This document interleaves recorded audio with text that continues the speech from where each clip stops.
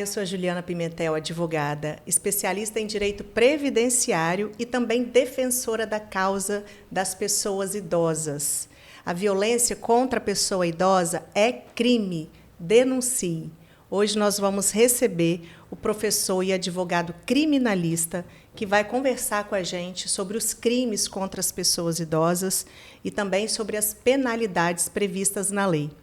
Nós vamos aqui, com essa conversa, encorajar, orientar as pessoas idosas, seus familiares, vizinhos também, para buscarem ajuda e proteger as pessoas idosas especialmente. Nós vamos receber com muita alegria e gratidão o Dr. Pedro Ramos, advogado, especialista em direito criminal. Bem-vindo, Dr. Pedro. Seja muito bem-vindo. Que prazer tê-lo aqui no nosso canal, né, no nosso YouTube, As Irmãs do Previdenciário. Eu que agradeço, Ju, pela gentileza e também pelo convite.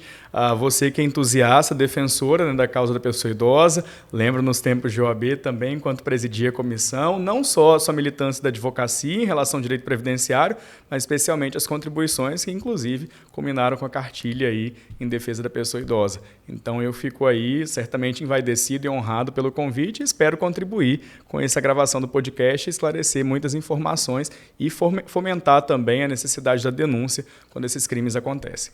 Verdade. Muito obrigada pelas palavras carinhosas. Realmente é um trabalho que eu amo fazer, né? Defender as pessoas idosas, orientá-los. Essa cartilha foi preparada com muito carinho e até hoje ela está servindo, né? Está ajudando as pessoas e a gente também.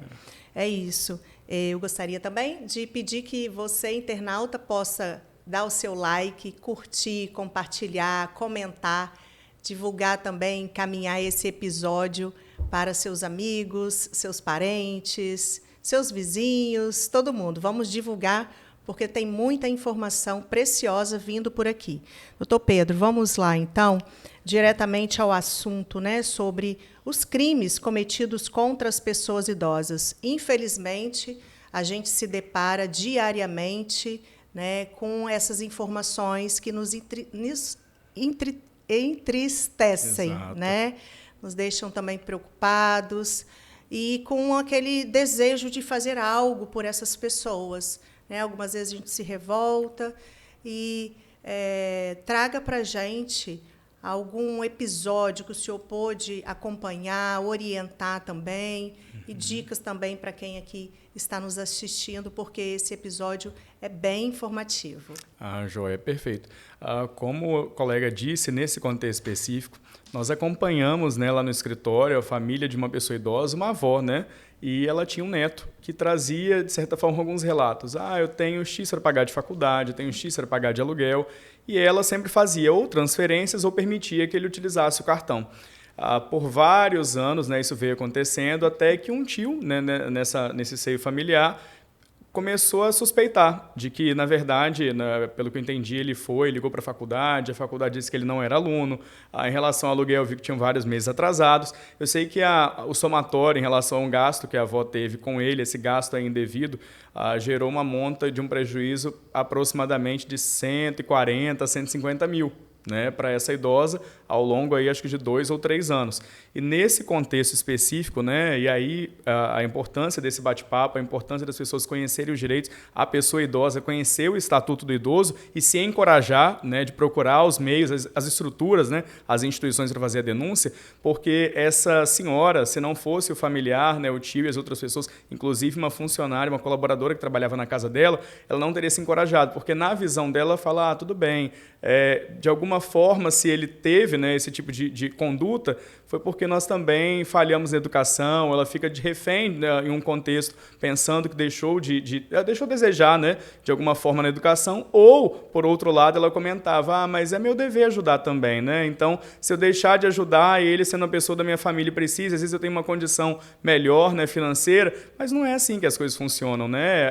A nossa legislação, o Estatuto do Idoso, e a gente precisa lembrar do princípio da especialidade em relação ao Código Penal, nós temos o Estatuto da Pessoa Idosa, do início aí dos anos anos 2000, que já declara que os 3 principais crimes que nós temos, né, seja o estelionato, aí no contexto também da apropriação indébita ou mesmo dos maus-tratos, que são os crimes mais comuns, como ocorreu nesse caso dessa senhora, devem ser representados aí a autoridade competente. Temos o DISC 81, temos também, né, os canais, seja a OAB, né, por meio das comissões, seja da pessoa idosa, Comissão de Direitos Humanos também, e os próprios canais oficiais aí do Estado, que recolhem essa denúncia, apresentam e oferecem, né, a essa pessoa que tem mais de 60 anos. E lembrando que a nossa legislação, pelo menos no artigo 171 do Código Penal, quando vai falar do crime de estelionato, traz que em relação às pessoas de 60 anos, a partir dos 60 anos, essa ação penal, ok, é condicionada à representação. Mas quando nós chegamos aos 70 anos, essa ação já é penal pública incondicionada. Então, por mais que a pessoa, não, queira me retratar porque é da minha família, é meu neto, quero ajudar, agora a vulnerabilidade ali ela é prevista, né, ela é previsível nesse contexto, então o Ministério Público já toca essa ação penal justamente para coibir esse tipo de prática. Ok, então, nesse caso prático, real, que o senhor conduziu, né, a idosa estava sofrendo aí um crime patrimonial. Sim. E uma terceira pessoa que fez a denúncia, neto. Né? Ah, não, o sobrinho, o tio, perdão. O neto, que estava se apropriando indevidamente do valor do benefício dela, possivelmente uma aposentadoria do INSS, e o tio denunciou. Né? Com isso, é muito importante que você que esteja ciente de uma informação que uma pessoa idosa esteja sofrendo algum abuso financeiro, que você possa denunciar pelo telefone 135, indo a qualquer delegacia, ao CRAS, procurando um advogado criminalista de sua confiança também, que certamente o advogado conseguirá conduzi-los, né, até uma delegacia, acompanhar todo o processo. Né? Se eu fosse você, eu contrataria um advogado criminalista para isso, e tomar as providências e as medidas cabíveis. Sabemos que as pessoas idosas, doutor Pedro, em algumas situações, eles se veem tão reféns da situação. Verdade. Que eles ficam até constrangidos e com muito medo de denunciar. Né? Mas nós estamos aqui para encorajar essas pessoas idosas a denunciarem. Né? Esse tipo de crime ele precisa ser banido. Exato. Não podemos fazer isso com as nossas pessoas idosas. Não podemos fazer isso com os nossos avós, com os nossos pais, Exato. Com os nossos tios, que trabalharam tanto a vida inteira, lutaram tanto para hoje ter um benefício do INSS e se vê aí sendo furtado, né, por uma pessoa próxima, um filho, um neto, que seja. Isso precisa ser combatido, pessoal. Nós não podemos admitir isso. Nós temos como função, né, como sociedade civil, proteger as nossas pessoas idosas, né, doutor Pedro? Perfeito, e por meio desses mecanismos, desses canais, né, que a senhora comentou, e até mesmo porque isso vai depois a inquérito policial, a ação penal pelo Ministério Público e as reprimendas, né, que estão previstas na nossa legislação. No Estatuto do Idoso, como eu estava comentando, né, existe a previsão lá no artigo 99 em relação ao crime de maus-tratos, e isso não se confunde com o que está lá no Código Penal, porque nós temos, né, o princípio da especialidade nesse contexto, temos um Estatuto da Pessoa Idosa que prevê, né, normas penais de forma específica, né, que traz ali todo esse contexto e a vulnerabilidade que é, como nós falamos aí, previsível, né, em relação às pessoas que têm mais idade. E além desse crime, né, do crime de maus-tratos, nós temos também esse contexto do estelionato. E esse estelionato aí chama atenção porque quando nós falamos da apropriação indébita, ou nesse contexto que eu falei, né, desse neto, nessa situação, ele deu destinação diversa, que é o que a legislação fala, né? O provento dela, a aposentadoria, a pensão, o que for, era para utilizar para pagar as contas, às vezes pagar um remédio, pagar às vezes a moradia, algo nesse sentido, só que ele traz uma destinação escusa e diversa. Nesse contexto específico, de acordo com o que foi colhido ali, né, pelo delegado de polícia e também pelo Ministério Público, e até na sentença a informação que foi trazida e a condenação foi nesse sentido, é que por ter ludibriado, né, enganado, ele cometeu o crime de estelionato. Né, e esse é um estelionato considerando um neto contra a sua avó. Se fosse apropriação indébita, e nesse contexto num concurso material, né, que seria o somatório de 2 crimes, nós teríamos que reconhecer que, de fato, ele não somente ludibriou, mas, ao mesmo tempo, nesse contexto, aí, ele deu a destinação diversa, que também está previsto lá no Estatuto do Idoso, que não é o que está previsto lá no Código Penal, no artigo 168. Né? Nós temos uma previsão específica lá dentro do Estatuto da Pessoa Idosa. E, para além disso, em relação a esse crime, né, porque nós temos duas figuras penais. Temos a apropriação indébita, que é essa destinação diversa, mas ao mesmo tempo temos aquelas pessoas que retêm o cartão, né? Retêm o cartão do benefício. Ah, não, eu quero de alguma forma fazer uma coação para que ele não utilize. Acho que talvez o gasto, né, daquela senhora, daquele senhor é desnecessário, mas não, ele que trabalhou e lutou pela vida toda, né? Então, mais do que justo que ele faça e dê a destinação que ele entender como sendo mais adequada. E por fim, eu acho que os dois já são muito graves, mas por fim, acho que o pior ainda, que é o mais comum, é o crime de maus tratos, né? Aquele abandono, as cenas que aparecem nos jornais de vez em quando, tanto das agressões físicas, a agressão psicológica, né? O abandono afetivo, né, ao longo da vida, e eu acho que o pior disso é que nós nos esquecemos muitas vezes, né, que amanhã cada um de nós também chegará com a graça de Deus, né, a essa idade, né? E até um princípio bíblico, né, o honrar pai e mãe para que seus dias se prolonguem aí na face da terra. Exatamente. A gente só colhe o que a gente planta, né? Então, se a gente semeadura e colheita. Se a gente quer ser bem cuidado, né, quando a gente estiver, né, nos nossos 60 a mais, que possamos também, nesse momento, cuidar das pessoas idosas. E aí, Pedro, eu queria também aqui destacar sobre essa situação que você disse, do filho, do neto, que retém o cartão do benefício da pessoa idosa, do pai, da mãe, do tio, enfim, que seja, para se utilizar, muitas vezes até com a justificativa falsa de que estou administrando o dinheiro dele, estou fazendo as compras das medicações e do supermercado, que a gente sabe que muitas vezes não é isso que funciona. Apenas a pessoa idosa interditada é que pode ceder o seu cartão do benefício para o seu filho administrar, para o curador administrar. A pessoa idosa que não é interditada, ela tem por direito administrar o dinheiro dela e ter posse do cartão do benefício dela, do INSS, o cartão do banco, o cartão de crédito, enfim, o que seja. Perfeito. Certo? Então, fica esse alerta também. Você que é idoso, seu filho está com o seu cartão do INSS, não deixe, tome as providências. Eu queria tirar uma dúvida com você, queria até fazer uma consultoria aqui. Por exemplo, um grupo familiar que existam aí 4 filhos e uma mãe idosa, tá? E um dos filhos só se utiliza, né, do cartão, do benefício da mãe, comete aí esse crime de estelionato, como você bem disse e nos explicou. Os demais filhos, eles ficam omissos, só vendo a situação, mas todo mundo ali sem tomar nenhuma atitude, né, negligenciando. Existe algum crime cometido por esses irmãos omissos? Eles podem sofrer alguma penalidade na lei? Perfeita pergunta, porque lá na parte geral do direito penal, nós comentamos na forma do artigo 29 que as condutas puníveis elas são as comissivas, ou seja, por meio de ação e também por omissão. Então, a forma omissa, né, essa omissão direta aí nesse contexto, ela vai ser representada também. Se ele sabia e tinha o dever e conhecimento de levar, né, aí a atitude à autoridade policial, ao Ministério Público e não fez, as penas a serem aplicadas na forma do artigo 29 podem ser, né, nesse contexto, reconhecidas. Né? E existem crimes próprios, crimes omissivos também nesse sentido, que são aplicados à luz do Estatuto do Idoso, da pessoa que deixa, né, essa assistência, deixa de fazer, como existe também em relação aos filhos, né, aquele contexto do deixar o pai, de prover o sustento, etc., como fala lá dos crimes no contexto familiar no Código Penal, mas existe tanto dessa forma do princípio da especialidade, crimes omissivos, mas, ao mesmo tempo, a forma por equiparação do artigo 29, aquele que concorre de qualquer forma. E essa concorrência, nesse contexto, pode ser da forma comissiva, nessa forma direta, em relação ao agir, ou não agir. Né? Eu sabia que estava acontecendo, também não fiz nada.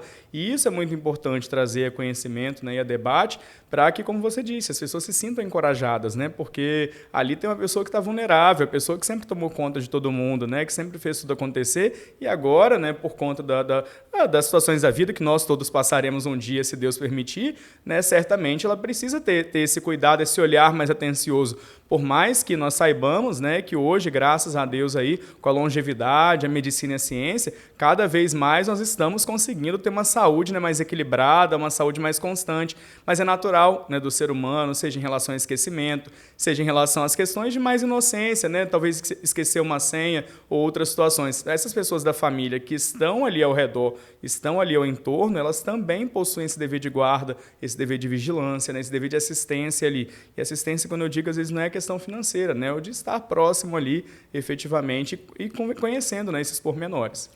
Isso mesmo. Então, com isso, você que sabe que o seu irmão está se utilizando do cartão do benefício do seu pai e não está tomando nenhuma atitude, está sendo omisso, está se calando, você pode responder a um crime também de omissão.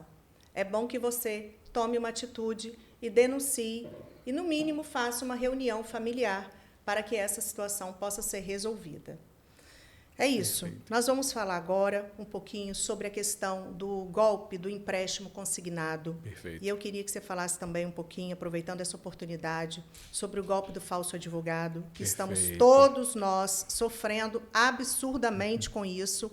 E o que nos cabe neste momento, como advogados, né, como seres humanos, é ajudar as pessoas idosas, principalmente, que são os principais alvos desses golpistas, com informações. Perfeito. Porque a penalidade não somos nós quem aplicamos, a investigação também não somos nós quem fazemos, é a polícia, certo? Então, queria que, com a sua experiência, doutor Pedro, se falasse um pouquinho para a gente sobre esses tipos de crime também, dando aí alerta para os nossos internautas. Perfeito.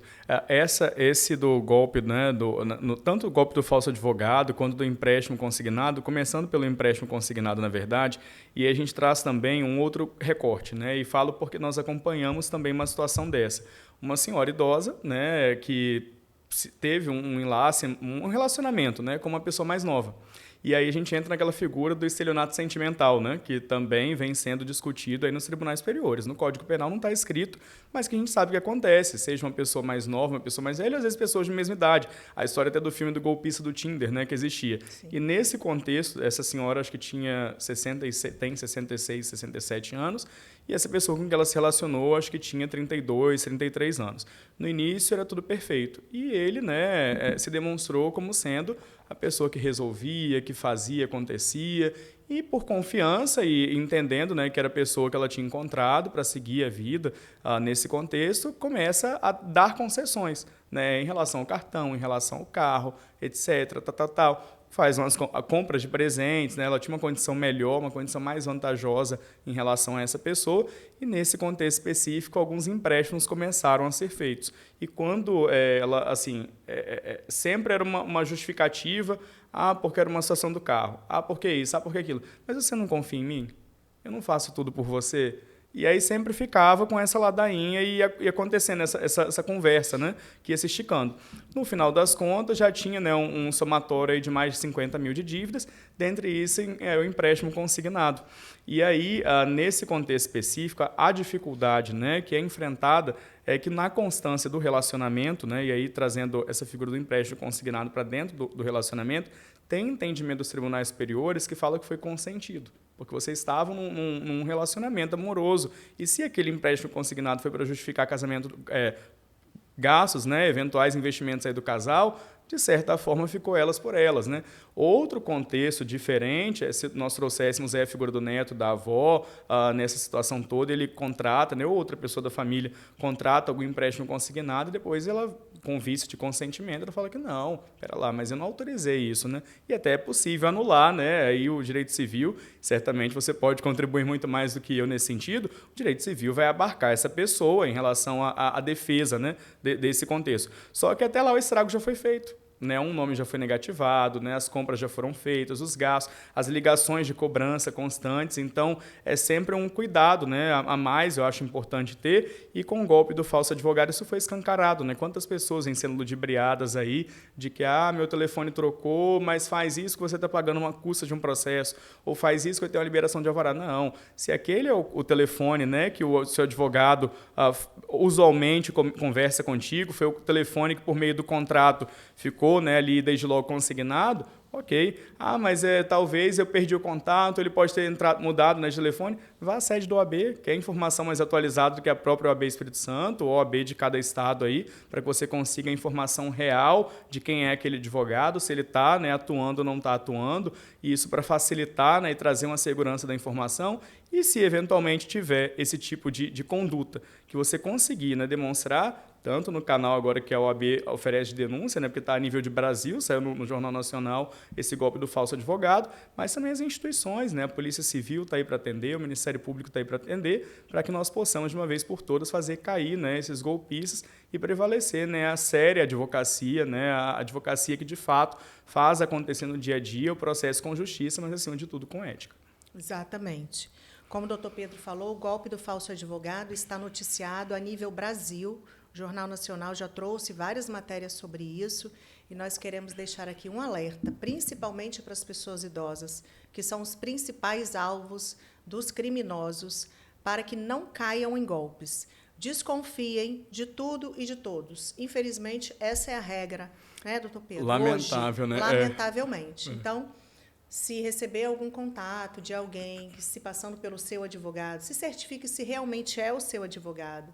Né? Vá até o escritório do advogado, ligue para o telefone fixo, Exato. faça uma chamada de vídeo com o seu advogado. Enfim, não depositem valor nenhum, pessoal. Não façam Pix, não cliquem em links antes de se certificar que realmente confirmar que você está falando com o seu advogado ou com a sua advogada. Costumo dizer que nós, advogados, também estamos sofrendo muito com esses ataques. Nós também somos reféns. Verdade. Nós também estamos tomando as providências, né, como autores de ação penal, ação criminal, ação indenizatória, porque nós também estamos sofrendo, né, e sendo reféns desses criminosos que, infelizmente, estão aí fazendo esse barulho tão grande. Verdade. Inclusive, é importante esse chamado de atenção que a senhora fez, doutora Juliana, em relação a não depositar valores, não depositar, né, não fazer transferência, nada nesse sentido, se certificar de quem é a pessoa que está conversando contigo, se é o seu advogado mesmo, porque quando nós vamos à delegacia, a delegacia patrimonial, né, aqui em Vitória, ali na região de Maruípe, o que a gente geralmente ouve, né, do delegado, do investigador escrivão o estelionato é o crime de fumaça. Porque depois você não consegue. Às vezes é uma rede, né? Uma cadeia que não está nem aqui no Espírito Santo, está fora daqui. Mas como que você vai descobrir? Você não consegue identificar o réu para você, né, ajuizar uma demanda. Exato. E aí você fica com a dívida. Fica com a dívida. Não recupera. Não recupera. Então, o mais importante é a prevenção. Não cair no golpe. Perfeito. Porque se cair no golpe, realmente existe uma dificuldade muito grande de identificar aquele golpista e conseguir reaver o valor. O ganhou e não levou, porque vai ter uma sentença procedente por vezes, se identificar, né? Se identificar, como é que ele vai pagar se você não consegue encontrar? É isso mesmo. Perfeito. Perfeito. Então, orientações certas, né, corretas, advindas aqui do nosso advogado criminalista, professor também, doutor Pedro Ramos, que trouxe aqui para a gente informações valiosas, que eu mais uma vez peço para vocês divulgarem essas informações gratuitas, tá, pessoal? Que a gente está disponibilizando aqui para vocês. Uma consulta com o doutor Pedro, não sei não, hein? Acho que está caprichado. Não, brincadeira, doutor Pedro é super acessível, advogado de referência da área criminal e está super à disposição. Agora, para a gente finalizar, né, porque já estamos aí caminhando para o fim do nosso bate-papo, a gente queria conhecer mais um pouquinho do Pedro Ramos e queria que você falasse para a gente, para os internautas também, o que a advocacia criminal significa para você. É uma paixão?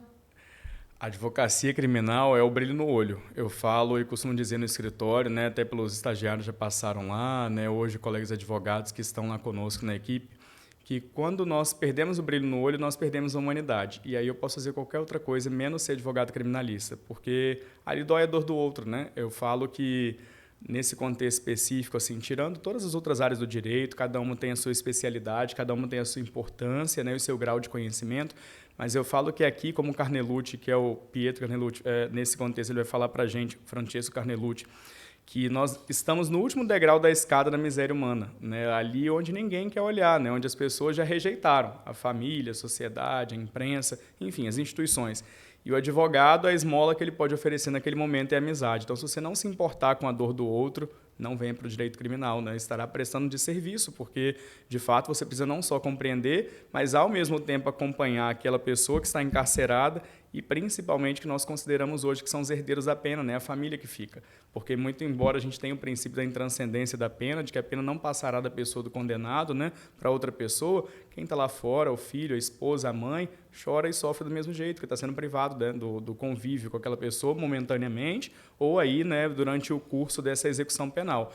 Então, resumo aí a minha paixão pela advocacia, sempre com esse brilho no olho. Maravilha. E sempre quis ser um advogado criminalista? Sempre, sempre. Desde logo, época dos estágios também na faculdade. Inclusive, né, cheguei a fazer entrevista no seu escritório, né, no ano passado, que não é criminalista. E logo depois, né, fui para a Defensoria Criminal. E aí eu encontrei que era vocação mesmo e sabia que a partir dali era o que eu gostaria de seguir. Maravilha. Deus sabe de todas as coisas, né? E conta pra gente aqui, qual a sua música, seu tipo de música preferida? Eu gosto, meu gosto de música é eclético, né? Eu gosto do gospel até um samba, pagode, então eu não tenho muito estilo de preferência assim, mas vou ouvindo essas músicas aí que deixam a cabeça da gente mais arejada para fazer um esporte, né, uma atividade, ou fazer um passeio de carro aí e ficar bem à vontade. Eu acho que música, ela traduz um pouco o que sente a alma, né? Então, eu não consigo dimensionar, né, algo muito específico, porque cada dia a gente acorda de um jeito. Então, a gente aproveita e coloca a música para dançar conforme a música no dia a dia. É isso aí.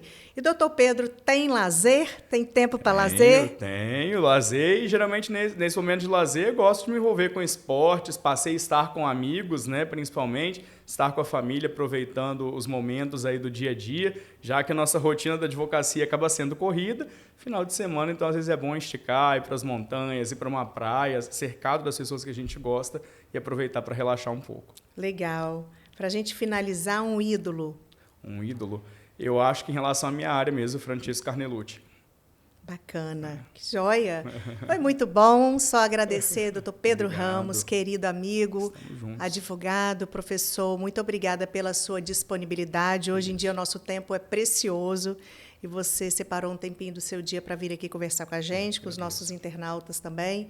Te agradeço, em meu nome, em nome da Mariana, em nome das irmãs do Previdenciário, sua disponibilidade, desejando muito sucesso na sua advocacia, na sua vida pessoal também. Que Deus te abençoe. Obrigada. Obrigado, eu que agradeço e estamos juntos à disposição. Grande abraço.